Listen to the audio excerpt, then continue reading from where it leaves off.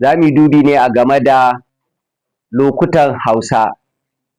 Daga ciki akwai shuɗaɗɗen lokaci. Shuɗaɗɗen lokaci na nuni ne ga irin aikin da aka gabatar a lokacin da ya gabata a cikin jimla. Dangane da haka, akwai ma'aunai guda uku da suke siffanta shuɗaɗɗen lokaci a cikin jimla.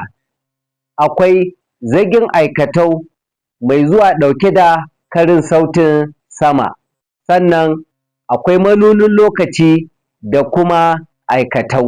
Misalai na manunin lokaci sun haɗa da na tafi, ya tafi, ta tafi, sun tafi, mun tafi, kun tafi, kin tafi, an tafi.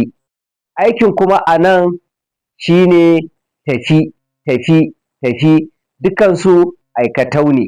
Sannan za a ga cewa zagin aikatau su ne na, kin, kun, sun, ɗauke da kuma manonin lokaci a haɗe.